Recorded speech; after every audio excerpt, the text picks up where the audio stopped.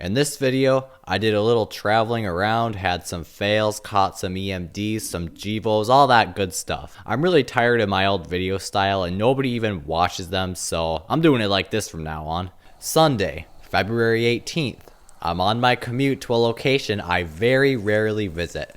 I got word of a Superior to Northtown train, but had no idea what to expect for power, so it made the 30-minute wait a little more worth it. I mean, I like to kind of try to be a little optimistic and think maybe it won't be a GEVO. Man, that light was so nice when I got out. Trains always have to be late.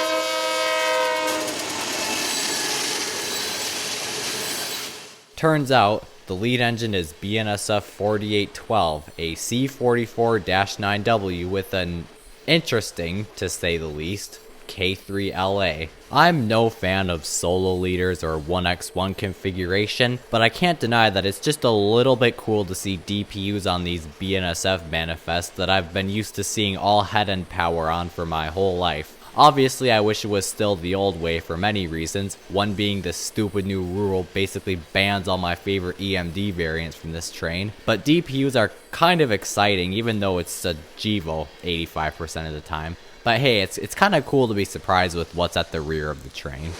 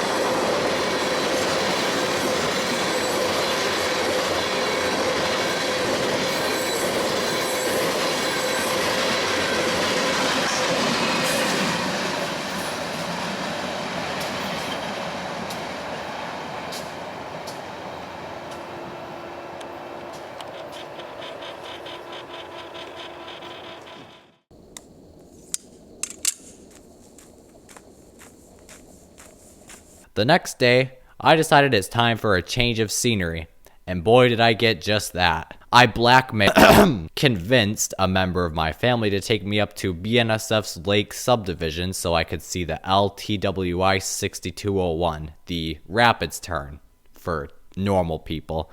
I made it with about 10 minutes to spare and holy crap, this was so worth it.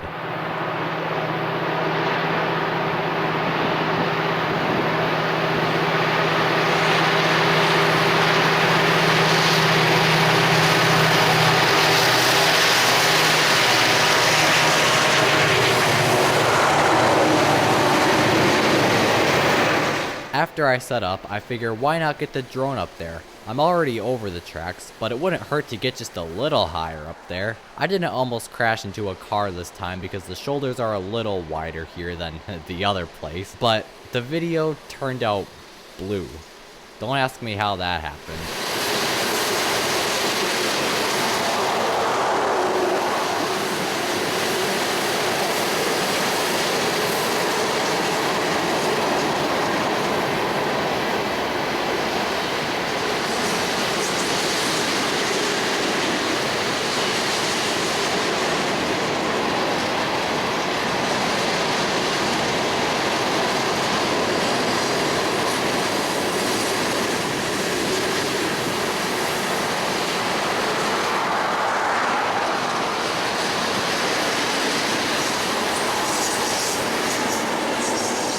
After wiping away the thick foam, I ran back to the vehicle and pleaded over the phone to go see it in Cloquet, a little further west, but we were told to head for home instead. I was, however, able to bargain a little side trip on the way home to Foxboro, Wisconsin, since the Superior to Northtown was running and we were in the area. Google Maps took us down some crazy roads. It was a pretty fun little adventure, up until we hit the dirt road. Now I owe someone a car wash. It only took a few minutes after setting up to hear the loud GE motors climbing the grade. Being in the middle of nowhere, it was dead silent. Well, up until someone busted out a chainsaw and started cutting down some trees.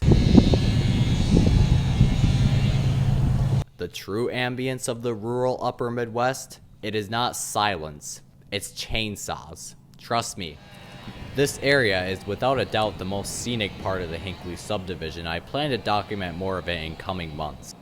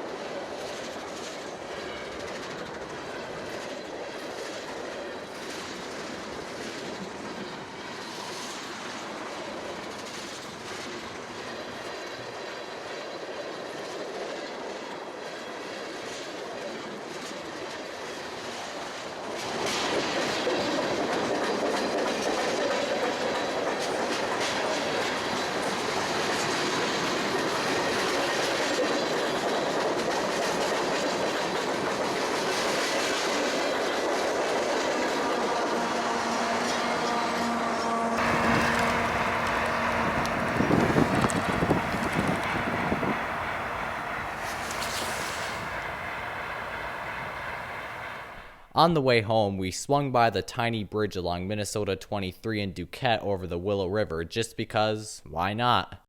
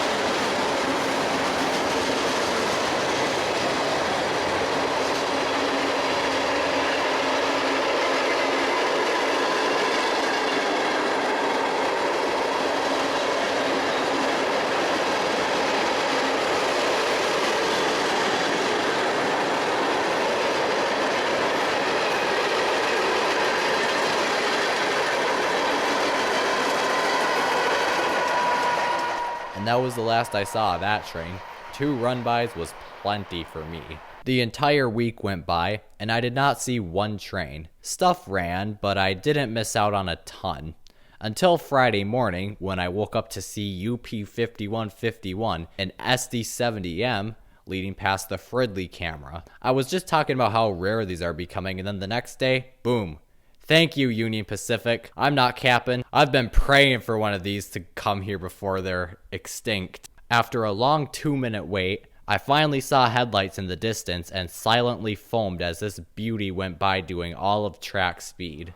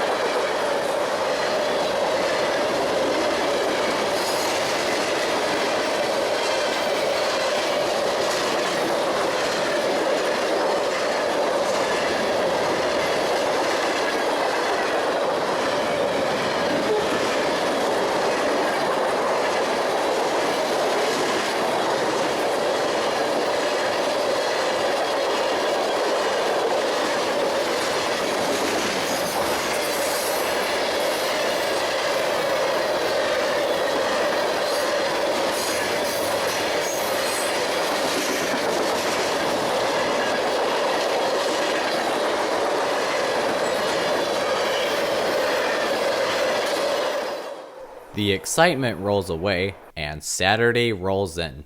The next train was, of course, this extremely rare, once-in-a-lifetime lashup that I can't even believe I managed to see in 2024.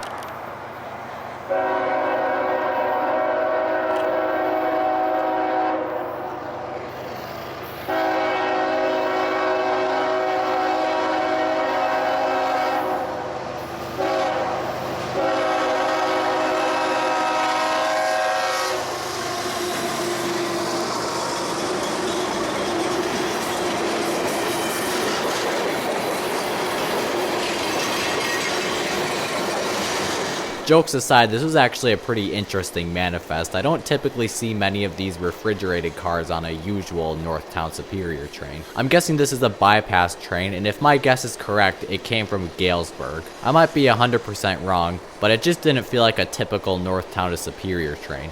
I've got that sixth sense, you know?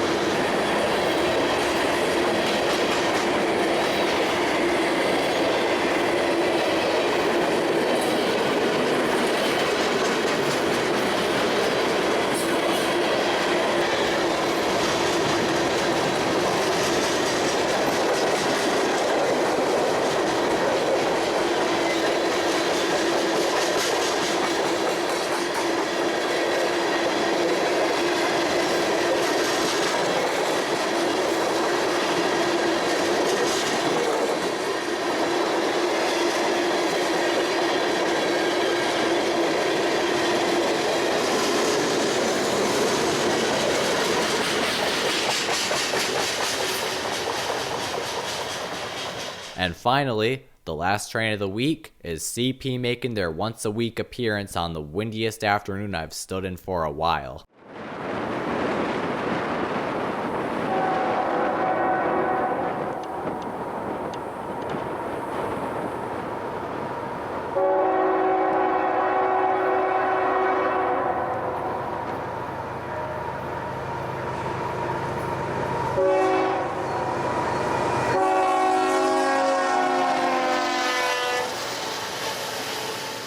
This was one of the most unpleasant waits I've ever had, with the sun shining right in my face and the 35-mile-an-hour wind feeling like it's gonna blow me to the next county at any given second.